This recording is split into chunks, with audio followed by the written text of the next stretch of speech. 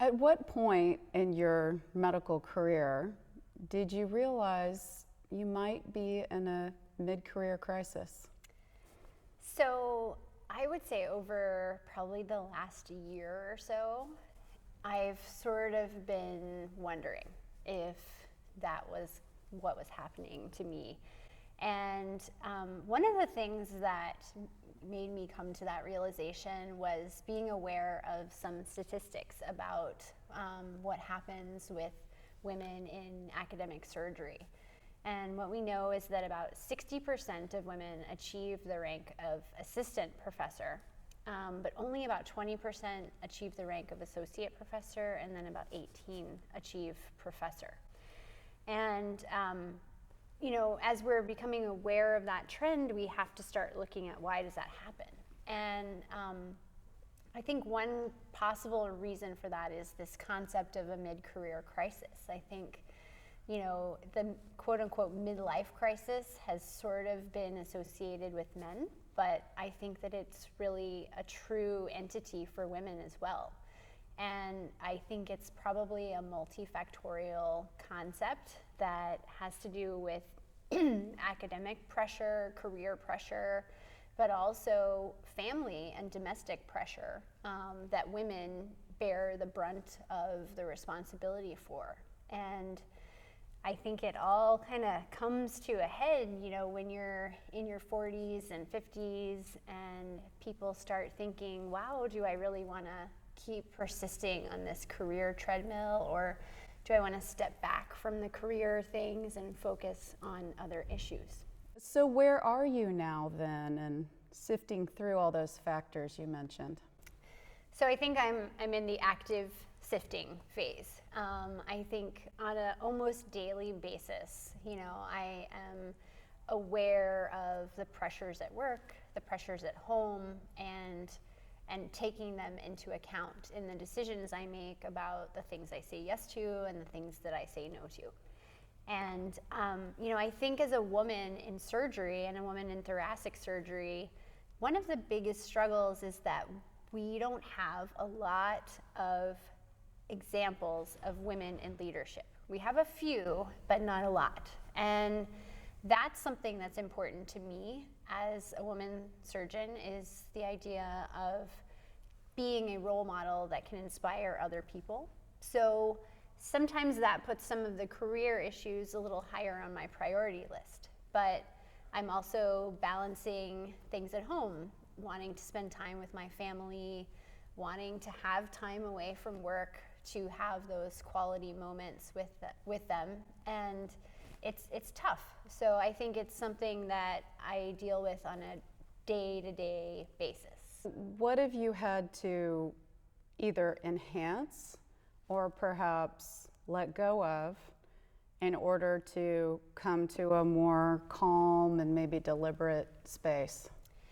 So I am very careful with my time management. I try to be very structured about my free time. If I find that there are large blocks of time on my calendar that are unaccounted for, I try to actively fill them with important tasks, because what will happen is if I leave a block of time, other people will fill in that time for me. And it may not be filled with the things that are consistent with my priority list for the things that are important to me. And, again, I very carefully weigh the things I say yes to and the things that I'm working towards to make sure that all of those things are aligning towards getting me to the goals that I've set for 3 and 5 years down the line, both for work goals and personal goals. And interestingly, I found that in some of this crisis that I've been feeling, in this career crisis, I actually signed up for a marathon. I have run marathons before, but I decided that actually training for another one would be exactly the focus that I needed. And it was. It really helped me to find that balance of making sure that I was meeting my career goals and milestones that I had set, and then also having the marathon training to dedicate some time to myself. And my husband and I actually did it together, so it was a way for us to spend time together and work toward a common goal. And getting out of the surgeon's brain for a while, moving into a different mental arena. Yep. Let's talk a little bit about the pressures that are especially put on someone in academia as opposed to private practice that could be ramping up right about the time you're starting to feel this. Exactly. There are a lot of programs to help early career people. There are special grants you can apply for, special development programs for early career surgeons, but there are many fewer for people in the mid portion of their career. So after you hit that 6-year mark from when you finish training, things really level off. And that really correlates with that statistic that I mentioned of the 60% achieve assistant professor, but only 20% achieve associate. So I think that's another point for us to all be aware of, is that when you reach that mid-career point, there's going to be less focus globally from the surgical community on you. And so the onus shifts more to the surgeon to continue to promote yourself, to network, and to stay engaged with your mentors. That's a little bit of a failure probably of the surgical community, is there's some folks who believe that the mid-career people really shouldn't need to be mentored anymore. And I think, mentorship and the need for it is a really lifelong process.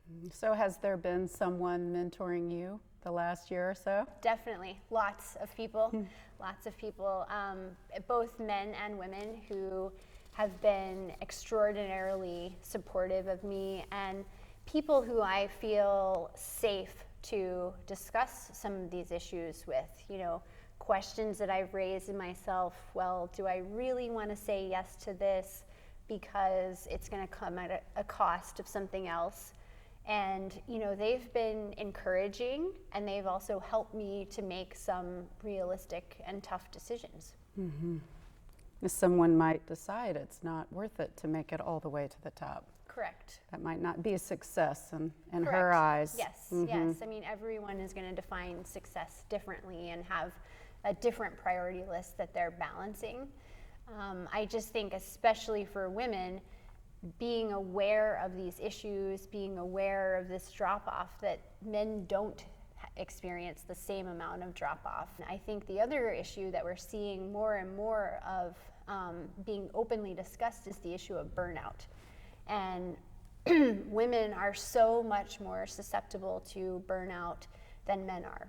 And along with burnout comes this sort of emotional isolation that you experience and career dissatisfaction. And it comes at a time, usually at this point in life, where you're balancing your own family, but you're balancing also potentially caring for elderly parents. And again, a lot of that is going to be on the female member of the household, probably disproportionately to the male. So it all converges and frequently results in women sort of stepping back from the career, and I think that's where we see this dearth of female leadership.